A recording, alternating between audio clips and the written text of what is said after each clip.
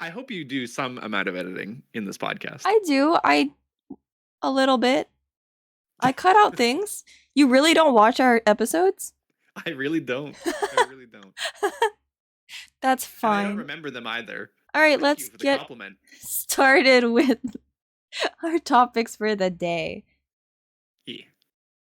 Do you want to talk about the new girls? We can skip them if you don't want to No, talk about let's try. Well, I don't really know anything about it besides what you've shown me today. Yeah, so Hololive is doing a new thing where they're introducing like trainees, right? Kind of like the what The was it called in VTA, Nijisanji? Virtual Talent Academy. Yeah, same concept. Okay. How did that work? Because I don't know anything about that. Honestly, from what I saw, then like in the little clip you showed me of the Hololive version, it's basically the same concept. Like they debut with a PNG, and that's just like their brand. They don't have any movement or whatever, and they stream at like specific hours. Like they can't just go live whenever they want, and they're being monitored every time they stream. And they don't. I don't Well, think they get that's a emotes or creepy way anything. of putting it. Well, yeah, but and then it's not like a set duration because, like, the Hololive one said they do it for like 2 years, and then after the 2 years, they get to choose if they want to debut or not. Or I guess Hololive chooses. With VTA, it's more like you're sort of guaranteed to get in because Right. Nijisanji is just like they're Yeah, really whatever. yeah. They have so many talents, they might as well hire you. Right. So when the only ones I've ever paid attention to were the hero wave in Nijisanji JP, which actually one of my Oshi's Inami's from. Like he was from the VTA wave. Right. And at that time a lot of people were thinking like, oh, the VTA is like doesn't produce a lot of good talent. They should just shut it down. And then when the hero wave debuted, it was such a like phenomenal success. Like they popped off. So then they were like, you know what? Yeah, we'll keep up this system because it seems to be working. So Right. it's kind of funny that Hololive went and did it themselves, and then there was like the whole backlash that we saw. Well, it like you and I were laughing about it, right? Because so they announced this and immediately everyone starts like prophesizing the Mm-hmm. death of VTubing as a medium because that's how the internet works. They're very measured in their reactions to things. And They're so, so obviously pessimistic. some people brought up some potential concerns that they had, right? Like Mm-hmm. there's an element of not necessarily competitiveness, but there's an element of like we're measuring your success. You're mentioning before like monitoring that Yeah. maybe doesn't have the best feeling, right?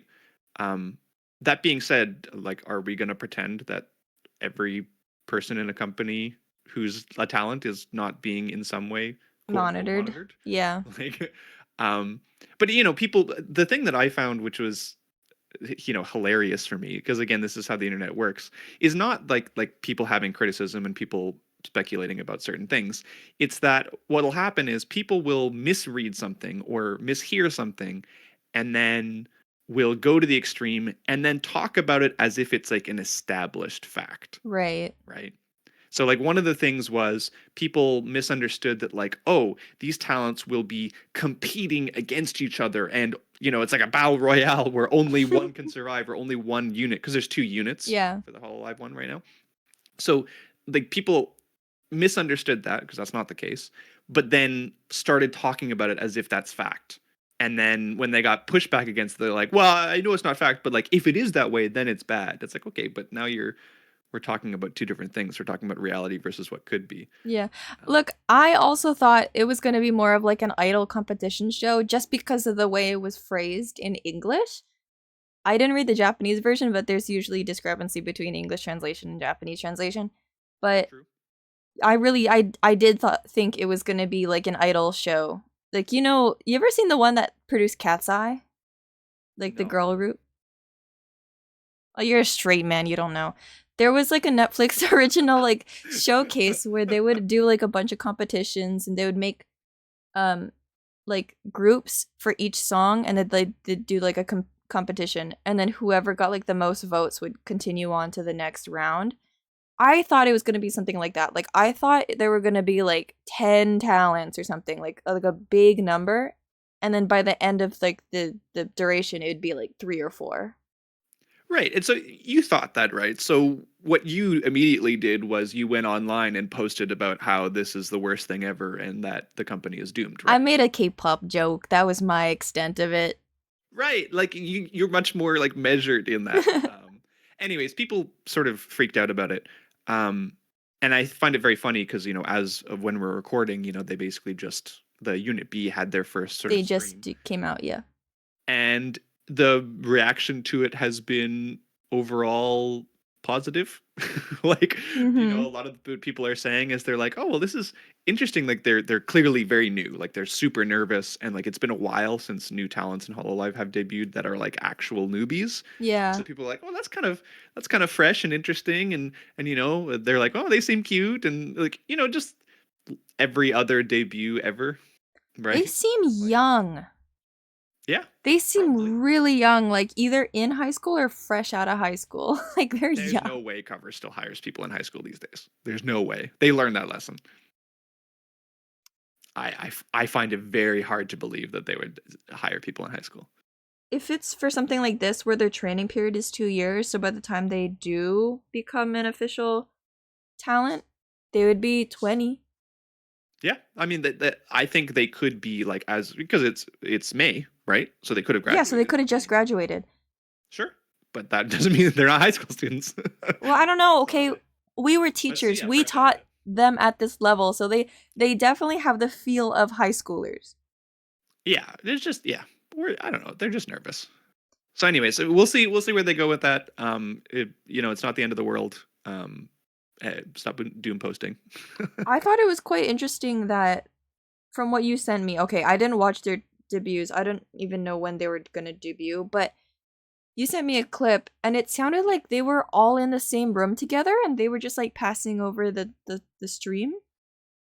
Yeah, probably for the first one that they did because it was an introduction for the three of them, right? So they Yeah, were but wouldn't introducing that as a be group. like it feels like their whole situation's gonna be not in house, like in their own house, like they're gonna have to go to the company to stream. I think that's it's way too early to make any proclamations about that. I think it's possible that they just did the first one from the studio, so that they were set up Mm. properly and they could do it together easily, as opposed to like randomly going over to each other's houses. We don't know what their setups are, so it's I think also that's possible that interesting. one of the things they could be given is, hey, you are a trainee, so you don't have to use your own stuff, so you can use company stuff, but you might do it at the office or something like that for the beginning. Um, I feel like they would, if they do it at the office, that would be an interesting dynamic after 2 years, because then you'd be like so used to your workplace, and then if you get kicked out, that'd be like, I gotta find a new job.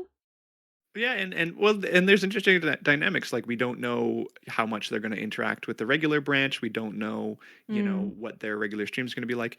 It turns out it's interesting and compelling, Yeah, it is an interesting thing. and it's not, It, like it's not the end of the world and disaster like you a know lot of what's people funny? seem I to don't be saying. even notice when people start doing like the reactionary, oh my god, this is the worst thing ever. I see it and I immediately tune it out. You see it and then you get hung up over it. Well, I think it's because like I have paid more attention to reactions nowadays now that you and I talk about it. So like Mm. I will go out of my way to be like, okay, what are people saying about this? As opposed to before where I'd be like, nah, I don't really care what Yeah, other but you people get think about rage this. baited by it. I I think it affects me less than you think. We're just talking on a podcast, so like I can talk about it now, but I don't actually think about it on a day-to-day basis. No, I don't know. Maybe the K-pop Twitter reduced any sort of mental inflictions I get from reading hate comments. K-pop Twitter is a whole different battlefield than VTuber Twitter. I don't know. I feel like Regardless. I've been able to I've been able to rage bait you on different we just have different trigger points. Okay, okay. All right. Let's pivot off of that. Good for the girls. I hope they do well. Yeah. We actually wanted to talk about something a little bit more serious when it comes to like VTubing and corporate VTubing especially. Well, so we have a background in that we both live in Japan. We've both lived in Japan for like 4 years, and we have worked for, Japanese companies. We worked with Japanese people. We have an idea of Japanese culture that is not perfect by any means, Nope. but certainly more than people who haven't set foot or lived in Japan before. Mm-hmm. There's been stuff recently and a lot of discussions recently about people who are not Japanese working in Japanese companies. And we were talking recently about how we might have an insight into how those interactions would go more so than the average person. Yeah. So if we can bring up an example just recently would be Calliope, wasn't it? Yep. Well, so like I think it's better if we don't dig too much into specifics Mm. because that's where you get really, if you get really nitpicky about it, then there's all sorts of pitfalls with that. But in general, recently Callie had a thing where she got really frustrated at management over something. And what that something was, again, the details don't really matter, but she got frustrated with management and she took a break. Mm. And she took that break and people, sort of freaked out. It was kind of sudden. Like it was sudden to the point where like even her gen mates were like, "Oh, what happened?" Right. Like, we were not aware of this. It was not like a pre-planned thing. It was like a spur of the moment, like, you know, I'm gonna fuck off for a week because you're annoying me, kind of thing. And Mm-hmm. so she set out a tweet that was basically like, I'm off for a little bit, like something annoyed me. I'll be back in a bit. And then she came back and she had a sort of, she'd refreshed herself a little bit. And she had a stream that basically went through like some of the stuff that she was frustrated with, while also talking about why it's not her quitting or it's not her leaving or anything like that. So one of the things in order to try and introduce that is like Callie is frustrated with management for a number of things, right? Like again, like I don't want to get too much into specifics because then it gets like nitpicky, but like one of them is that, she feels that, she is not prioritized or valued as much as she would want to by the company, and she feels like the company is not properly prioritizing her or other people. EN in general. Right. Right. There's always been a thing within Japanese companies when they eventually do make a international branch. Like Nijisanji had Indonesia and they had India and they had what is it, Malaysia and Korea, and they had all these different branches. But it was very clear that the main focus was on the JP branch. With Hololive too, they do have the Indonesian side and they do have the Correct. EN side. But I think And they from the also very had the start. China side, but we don't talk about that. Oh yeah. That's a separate thing. At least Niji's China side's still going under a different name, but they're still going. But all these different like side branches don't get as much attention and like management as necessary.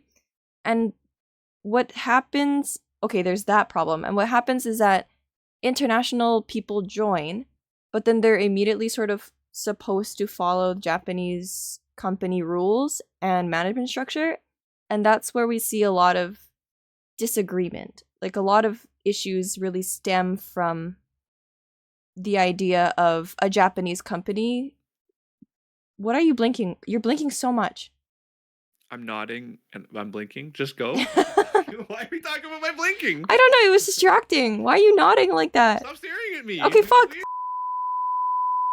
So me and Max have at least some amount of experience with Japanese companies. So whenever things like this come out, when like Calliope comes out and says like, "Oh, something about management has pissed me off. I'm gonna take a break," or other livers in Nijisanji have been like, "You know what? This is frustrating, and there's nothing I can do." Or when Hollow Stars had that downsizing thing, and Ian was like, "Okay, well, I moved to Japan for this, and now I don't have access to these resources, and I don't know what to do." A lot of it is coming from the structure of how management works in Japanese Yeah. companies. I think one thing that I want to just start on very quickly Mm-hmm. is that there I've also worked in companies that are unrelated to Japanese companies, but I've worked in companies where there's different locations in different countries. And inevitably what happens is certain places will get prioritized over other places. And there's lots of reasons why that might happen. It might be because those places make more money than the other ones. They have bigger clients than the other ones. Or even just like they happen to speak the same language as other ones, Mm-hmm. right? So those kind of things happens, and I've worked in both the favored side, like I've worked in a place that was the like golden child in that regard, but I've also worked in smaller ones. And ultimately, like no matter what, the smaller side will always feel like they are undervalued relative to the bigger side. Yeah. But like that's just sort of an inevitability. And even if you accept that like it's for a reason, it's not always the nicest thing to deal To with. come across. Yeah. So like that I think is, even without the Japanese part of it, like that will always exist with companies in this way, right? Like ultimately, Hololive, Nijisanji, these like Japanese companies will always have a priority for whatever one is the most relevant to them. And for all of them, that is the The Japanese side, Japanese because side. it's language, it's popularity, it's proximity, it's everything at once. Right. So it makes sense why the Japanese side would be prioritized. Like I want to start with that. It Mm-hmm, makes mm-hmm. sense why that would. I feel like that's sort of common sense, but it's good to point out. Thank you. Um, Yeah. Because when people, it because people, I think, have this idea that everybody should be treated. fairly I don't want to the say same. well, no, It's hard to though with branch people don't companies. want it fairly, right? Because fair is based on like merit, right? People want equal, Okay. right? Yeah. And people want everybody to be on the exact same playing field somehow, right? Like everybody should get the exact same studio time, everybody should get the exact same management resources, regardless of, the realities of living in different countries or speaking different languages or things like that, Mm-hmm. which I don't think is naturally fair. I think there's an argument that you could make that it would be nice if management did more to help prop up the branches that were having more difficulty. But that's sort of, I don't want to say it's an act of charity. That sounds really negative. In a perfect world, in a fair world, that would be the case. But they also have minimal resources and to share with everybody. And then they have to please their shareholders and stakeholders and whatever. And that's going to be focused on the JP side. And even within the JP side, there's definitely talents that have risen to the top that get way more resources and like studio time versus, they're still popular, but they're not as popular. So therefore, they don't get as much screen time. But like again, like are Mm. people frustrated that Suisse gets more priority on studio time than the newest ones? Some people No. are. I disagree, but some people would view that in a similar way, I guess. Hmm. Look, I understand the hierarchy system, right? The people who've been in the company for longer, who have helped build the company, they're going to get more resources and time. And the new people, they're not going to get as much stuff right off the bat. But I feel like there should be like a lower limit for that. Like they should also get time to do that too. Right. Right. Just whether or not I that think, happens, I don't know. and if you are coming with ideas and getting told no a lot, that can be even if it's quote unquote fair or whatever, Mm-hmm. it's still frustrating. Yeah. Let's talk a little bit more in depth about the structure of Japanese management because this is something that I want people to understand or just get a sense of how things work because it's very different than what I experienced in North America and I'm sure it's different in like other parts of the world too. I don't even know how to explain it from the start. Okay, so you're a talent, right? You'll have a manager, and this manager can manage multiple talents at once. So already you're at a disadvantage that you don't have like one-to-one deep proactive communication with the manager, right? You have to wait. Right. And also, you don't speak Japanese, so therefore your manager has to be bilingual in some way or trilingual sometimes. But their main language is usually Japanese because they work for a Japanese company and they're based in Tokyo. So already you're having this disconnect of language, like language barriers in some cases. But I want then, to point out before yeah, we go on with regards to managers and how they speak, we don't know whether or not the management on the EN side is native Japanese that knows English, or native different language that knows English and Japanese. Mm. What we can say is that it's more likely to be the former. It's more Yeah. likely to be a native Japanese speaker who happens to know English English. to a good capacity. That doesn't mean it's going to be the case for all of them, but I would be surprised to hear that it was the other way around. Yeah, I don't think, I'm gonna be honest, I don't think Hololive or Nijisanji hires foreign managers. I think they're all Japanese. Right, but I just want to point out we don't know that. We don't know. We don't Based know. on our experiences, it's more likely that it's a native Japanese speaker who happens to speak English, and that does not guarantee that they're perfectly fluent in English. Mm. They might be, or they might not. Yeah, I mean, look, we were English teachers. All the English teachers that I've come across don't speak English completely fluently. Like, they have enough to teach confidently, but from a native perspective, they're by far not native level. The company that I work in right now has Japanese native speakers who speak English, and again, there's a variety of what that means, right? There's a variety of like completely fluent, basically as if they were also native English speakers, to has some struggles, but we get by. So that could be the exact same thing for the management of a big company. Yeah. So when that comes into play, it's things like nuance or reading between the lines or just like cultural relevance. With a manager, that might not be as important, but you could have like inconsistencies and like frustrations regarding that language exchange as a talent. Okay.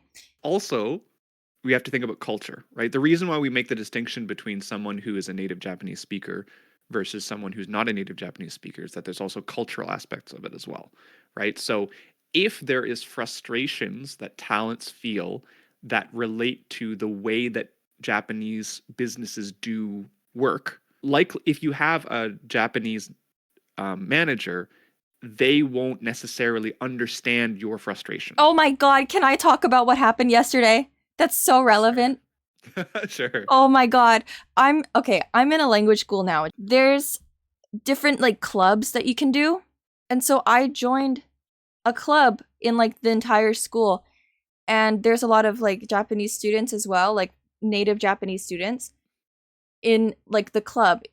So I would go, and it was kind of a struggle to understand like the Japanese words when it comes to like dance terms like positioning or like rotations. Like, I don't know those things off the top of my head. So I would need like extra help asking, oh, what's that mean in Japanese? And like the other Japanese students would like tell me and be like, oh yeah, no problem. And then we'd do it and like everything was fine. And then I had another person in my song group who was also a language student and didn't know as much Japanese as I did. So I would always translate to English what was going on. She would like sort of understand from there.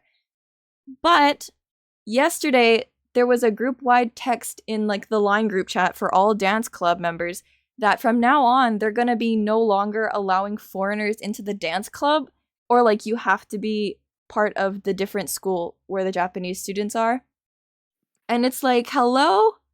This is so blatant that someone like doesn't like foreigners, or someone in my group or another group with foreigners complained that there was like a lack of communication. So they just kicked all of us out. And the way the text read, it was very much like, this is for the sake of healthy communication between all members, and so we can practice in harmony. It's like, fuck you, that's not what you want. Because there's a lot of us in the language school who have passed the JLPT N2 or N1, right?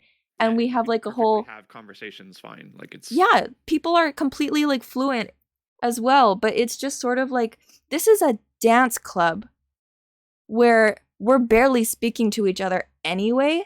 Why is it a necessity that it has to be like, you have to be completely fluent in Japanese? So because I felt so like discriminated against, and it was like, this is like blatant xenophobia, like 100%, I emailed my school's like office and I was like, hey, I'm raising this issue. Can you please tell me what are the steps we can go through to like fix this or address this with someone higher up? And then like 10 minutes later, I get a response email from like the lady I talked to. who is a Japanese native that speaks a level of English, so she has like the job to communicate with the English speakers. And her response email was just like very tatemae, but it was like, well, we see that, the number of students in the language school who have already joined the dance club won't be affected by these changes for this year, but in the coming year they will.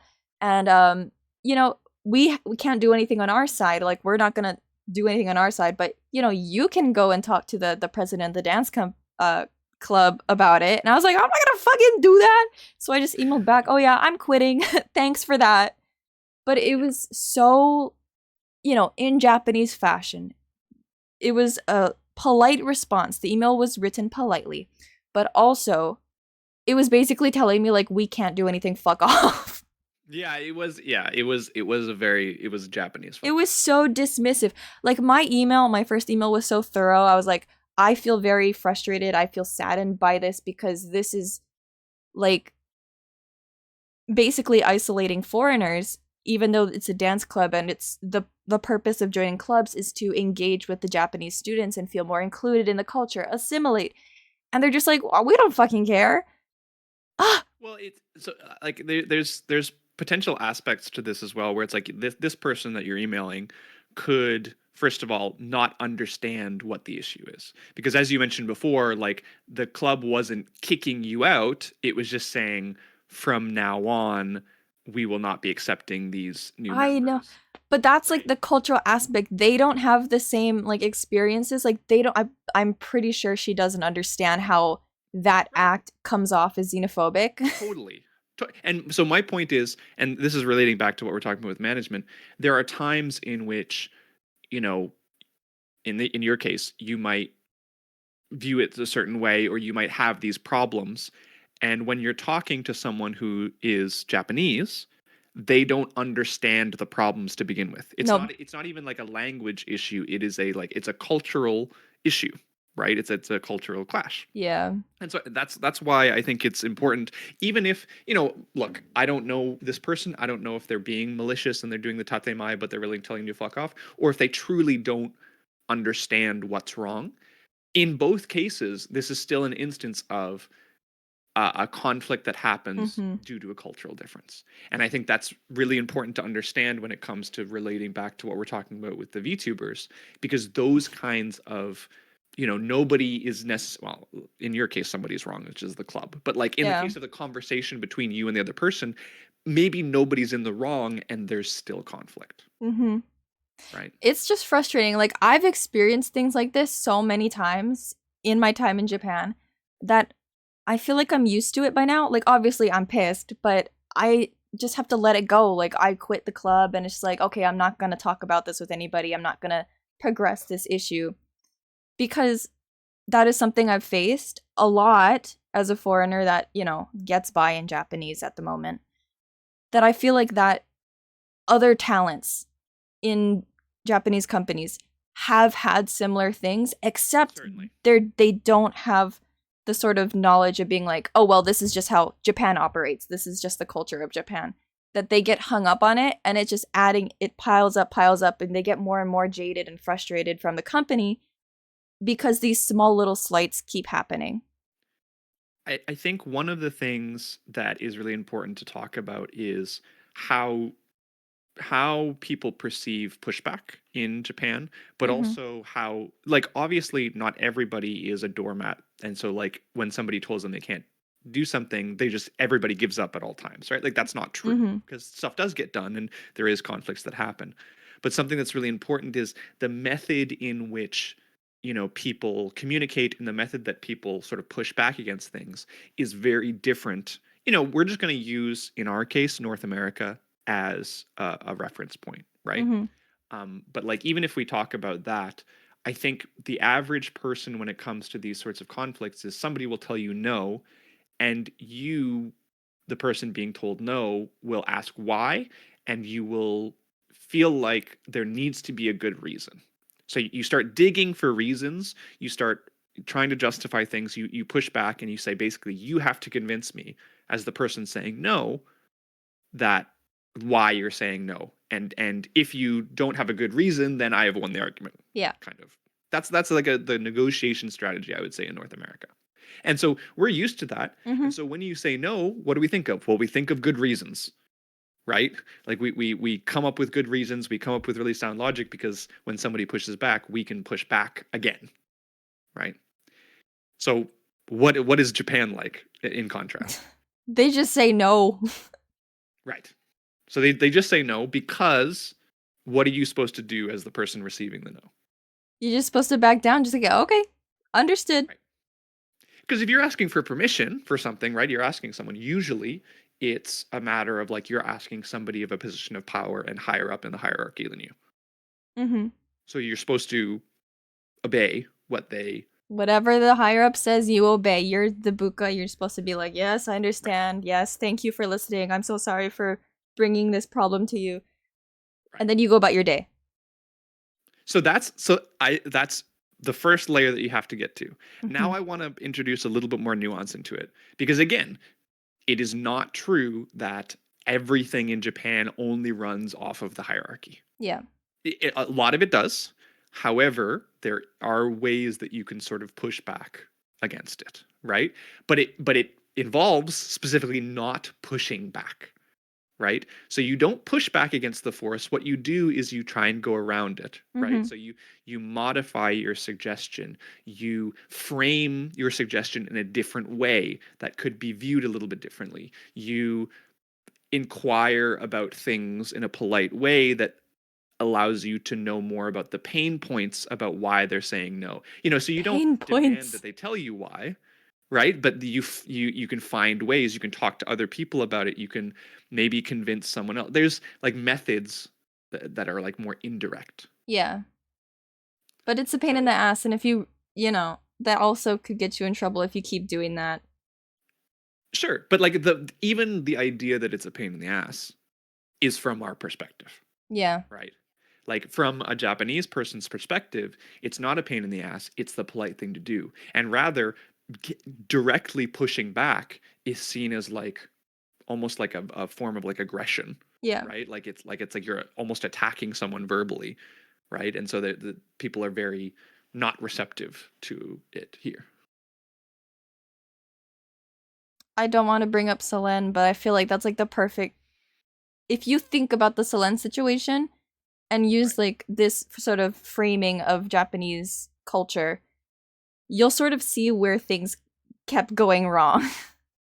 Well, I think it's fine without going into too many specific details, but like there are cases where you could see that conflict, right? That clash of, especially when it comes to permissions between, a Japanese company and non-Japanese employees, right? And the ones that can navigate those circumstances more gracefully end up being able to handle being in that kind of company structure better than the ones who are not able to find ways around things like that, or who get tired of finding ways. Yeah. Wait, okay, that goes into the next part of what I was trying to explain about companies before we derailed.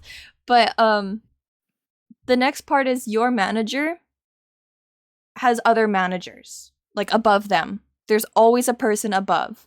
There's always going to be a person above. And so when it comes to like asking for permissions, you have to talk to your manager, and your manager then talks to their manager, and then their manager talks to their manager, and it goes up and up and up until we finally get to the one person that goes, oh yeah, you can do that.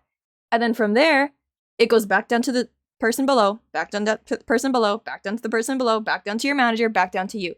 So it takes so long that honestly, I've given up on things before. Like when I was working at a school, I had to ask my supervisor, which was the other English teacher, who would then ask the vice principal, who would then ask the principal, who would then ask the board of education. And then from the board of education, it's got to come all the way back down. And, sometimes... Who knows how many people it's going through in the board of education as well, right? Like sometimes it will hit the principal, and the principal will come directly to me because, we had a level of Japanese-English communication. But in a lot of times, it has to go all the way straight back down. And by then, it's like been a month and a half, or it's been half a year. And it's just like, okay, well, if you're a VTuber in a company and let's say, oh, my birthday's coming up, I want to do a 3D debut stream and I want to include this guest who's not in the company to be on my show. So like an example would be Raura had her friend Diariku come on stream to do her birthday live 3D event. That probably took at least half a year to set up. Just asking for permissions. But I think your point is still valid for sure. What is it? I don't think it was half a year. Okay, but I think it's an extensive amount of time. Yeah, certainly. And I think, you know, again, I've worked in like a large company structure in North America as well. So like there is aspects of that also exist in North America. But I think that the nuance in the differences is in North America, there isn't this like adhesion to every step of the way, right? Like there's kind of a joke in Japan about like every person needs to put their hanko, their stamp on the paper. Yeah. Because in a lot of cases, they physically do have to do that. Yeah. Right? Like they have a paper and every person in the chain has to stamp it. Mm-hmm. And even though we like to exaggerate in North America and say that, you know, it has to go through all these levels, you might be surprised at how many times where you can get around certain things, or as you were mentioning before, you cut it off halfway and it's good enough. People are more willing to do the whole, I'm responsible for this section. You can go ahead and do that. I can explain it later. Right? Like I can justify the reasons later. So I don't need pre-permission. It's good enough. And then we can justify it later. That kind of management style is very common in North America, which does not happen. Does not happen at all. Even in your example, you were mentioning the school. I remember in my situation, right, I had a supervisor who then, again, you'd go to the vice principal and the principal. There was a situation where there was an event that my school was holding, and it only went until 12:30. And I wasn't sure, because it was outside of my normal working hours, whether or not I should be staying the full day or if I should leave at like 12:30 when the event was finished. And I remembered previously talking with my supervisor about how these kinds of events, you know, you just needed to get permission from the principal. So I said, okay, great. I've got a good relationship with my principal. I can speak Japanese. I went to him and we talked about it. And he was like, oh yeah, sure. That's absolutely no problem. Like you can go home at the end of this event. So I was getting ready to go at the end of the day. And my supervisor was like, you're going home? And I was like, oh yeah, like I talked to the principal about it. And she was like, oh okay. So she didn't have a problem with it, but she was like, next time, please come to me first. There was an idea that I was going around the chain. I wasn't following that chain. And that was uncomfortable for my supervisor. Even though ultimately everything was fine in the end, I didn't follow that chain. So that chain is very important. Yeah. It also becomes a mark on your record. They keep track of whenever you do these slights. Right. Yeah. I mean, in my case, I don't think they kept close track of it because I didn't do them very often. I don't know about you. For me, though, I feel like I have a blacklist of things that I've done wrong and they have a copy of somewhere. Well, a lot of those were your fault too. They would have, yeah. I'm not good at reading tatemae. Now I'm better at it, but before, when I was living in the other, when I was a teacher, oh my god, I was so bad at reading tatemae.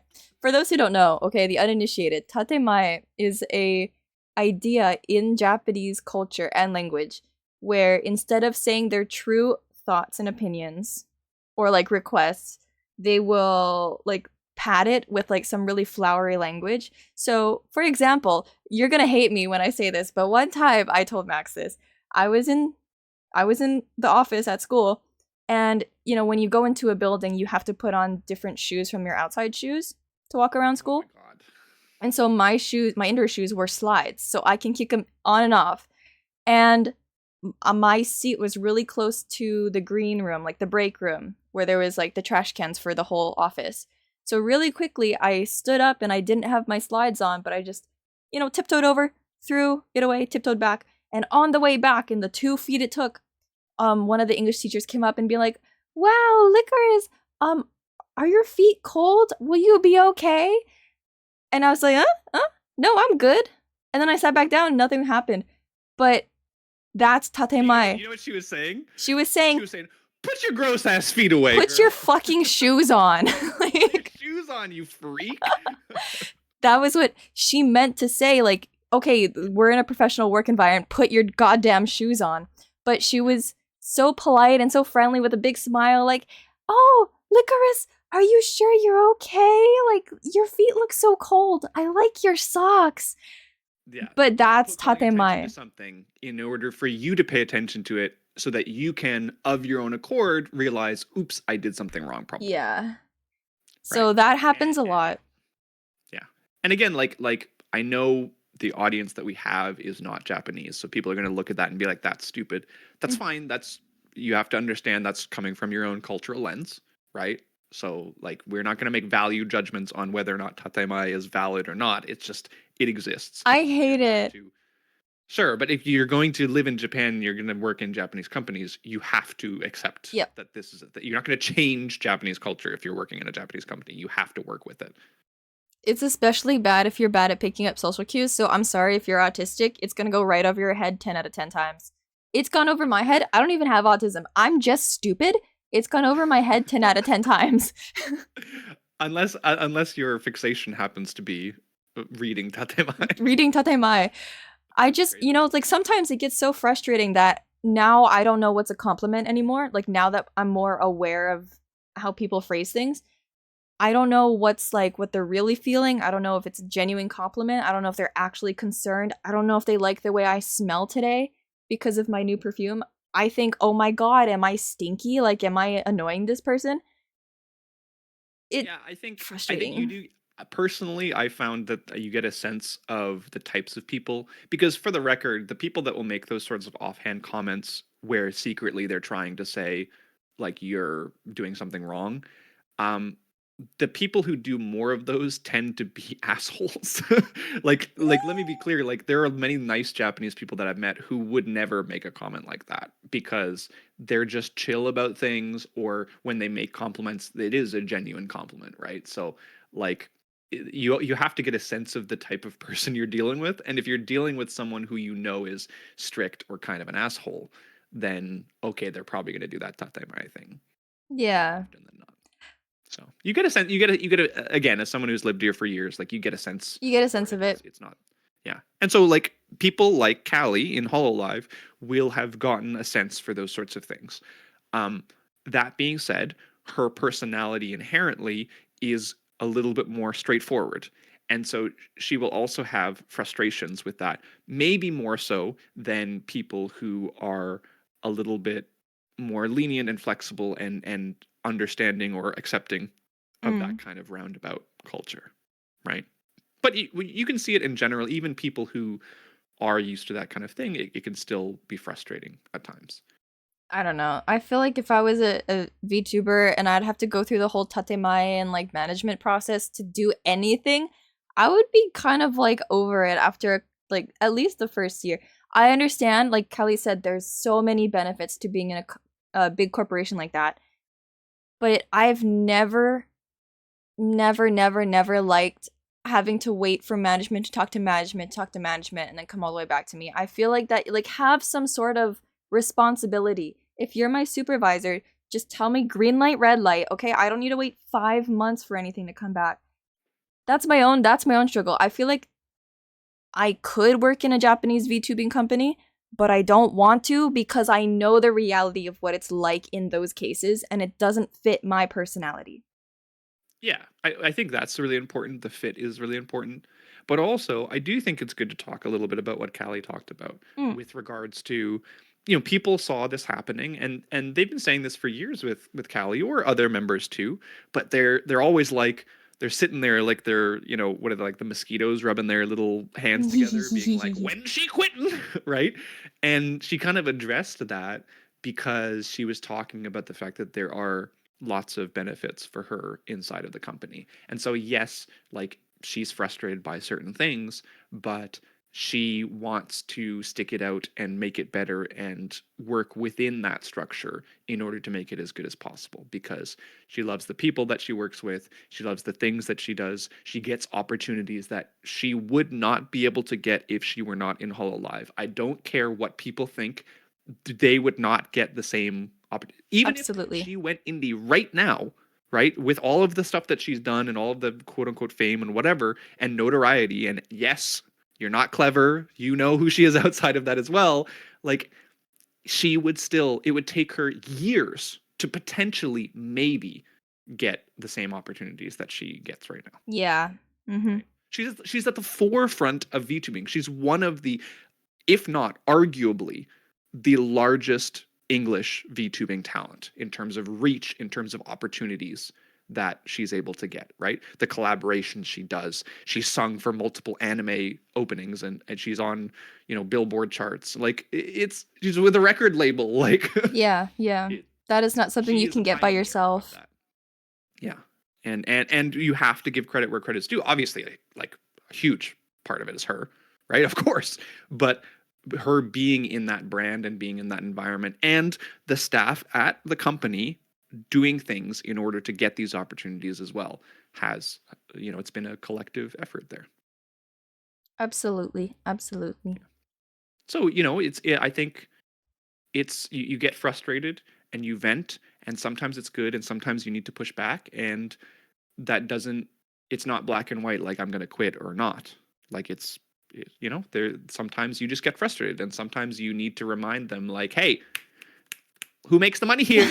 Like, who's paying? She's badass for that. Yeah. Not saying that she did that exactly, but that kind of sentiment of like, hey, pay attention to me or I will quit. Sometimes you have to threaten a little bit in order to get people to understand how serious it is to you. Yeah. The last thing I want to talk about, because I know my audience is a lot of VTubers to be, or corpo VTubers, like people who want to be corpo VTubers.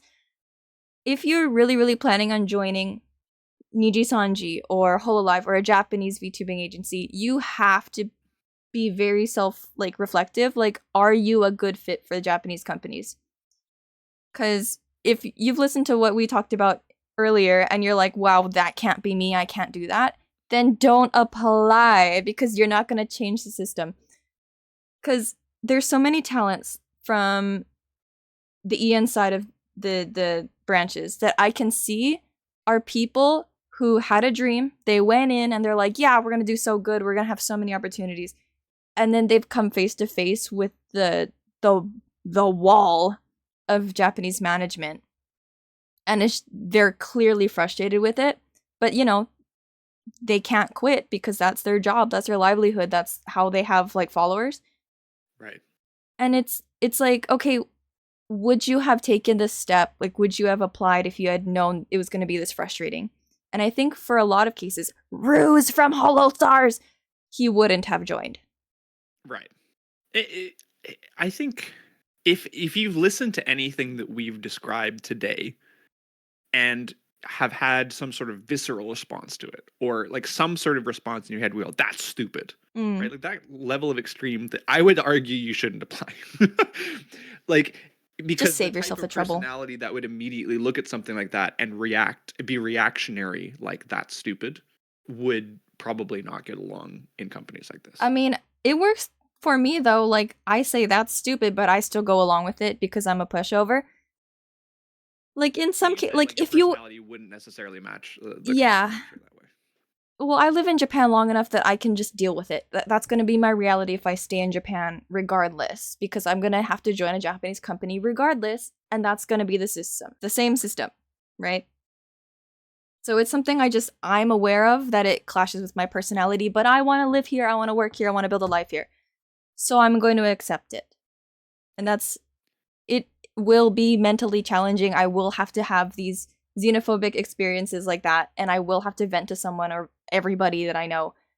But in the end, I'm not going to leave Japan because of it, or I'm not going to leave the company because of it. So I know for me, I can handle it, but I don't want to if I was given the option not to. Certainly. Yeah.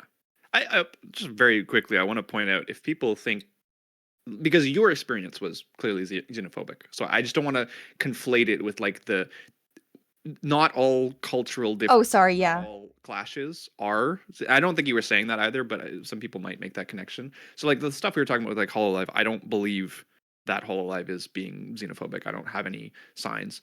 You know, if you look at it and you go, well, I don't know, EN and ID, they don't get as much support. There's lots that go into that that is unrelated to The race. xenophobia, Yeah. right? Like that's again, like within a company, even the stuff that Callie was talking about, part of it that I looked at it was from the perspective as someone who has worked and is working in like a normal ass job. I hear those complaints from my friends who are living in like the same culture that they were raised in, right? Like I have Mm. friends who work for large companies who are getting fed up with their jobs and thinking about quitting, right?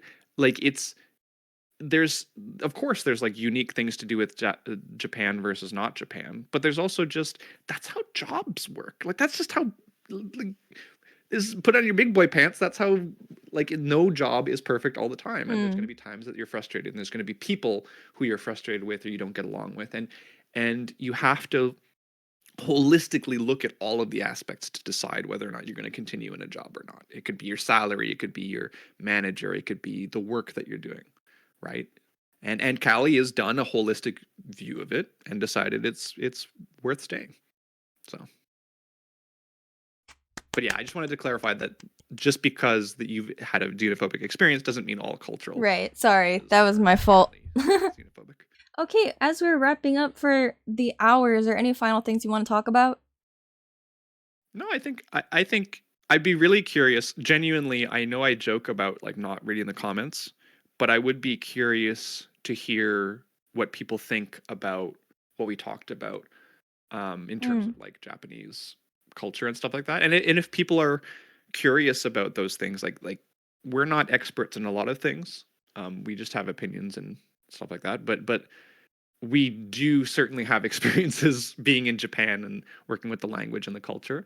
So if there's stuff that people are curious about, like I I'm mean, four curious to years know what they're curious about. experience. That's enough for an entry-level job. True, true. But I hope people found it, um, insightful, and I hope that they enjoyed it. yeah, I mean, for me and Max, it's more just like a Tozen, like, yeah, this is just reality now. Like, we all know this. But for people who don't know anything about Japanese work culture, I feel like this is coming as a shock. Unfortunately, Japan is not sunshine and rainbows and anime men all the time. There are downsides to it. I've said it before. Like 95% plus people who I know don't live here. Why would you do that to yourself? Like it works for me. I Hmm. love it personally. Like I have a good time. But most people that just come on vacation. It's great. On Hmm. vacation, it's beautiful. It's all your dreams come true. But you don't have to live here. You Oh, don't have to work yeah. for a Japanese company. There's also the thing, I've talked to many people who live here who are foreigners, right? And they're all like, okay, when it's time for you to join like an actual company, join a westernized company. Don't join a Japanese focused company like a kabushiki gaisha, because Yeah. you're gonna have to experience so much more troubles and pains of like Japanese working society. And unfortunately, Hololive and Nijisanji are kabushiki gaishas. So, Yeah. if you want to take the advice of people who have lived here for many a years, have the N1, are like basically fluent, dude, don't join a Japanese company unless you can speak Japanese and you have like sort of the understanding that it's not going to be easy. Yeah. I would say even among my Japanese friends, if they know English very well, they tend to prefer to join foreign companies The just Western ones, because yep. it tends to be a lot more chill and a lot better like work-life balance for their personalities. So that's a warning for everybody. I'm sorry to break it to you. I'm sorry it's not what you dreamed of, but I just be think the aware of internet's it actually if you getting pretty apply. good at understanding that these days. I think the sort of shine is faded off of living in Japan. Like I think people are pretty, you We'll know. see. I don't know.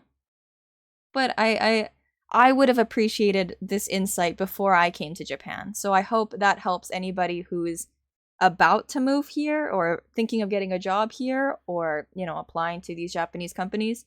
Just be aware that this downside exists. Yeah. Sorry, I'm getting a knock on my door from the NHK, and they're telling me I can't be so negative about Japan. Yokoso, welcome Oh to my god. Japan. Everything is great.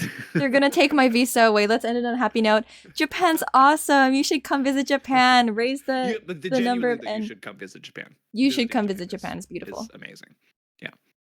Okay. Well, let's wrap it up. We'll see you next time. We'll talk about other stuff next time. Bye, Wave. Bye-bye. Bye. Bye.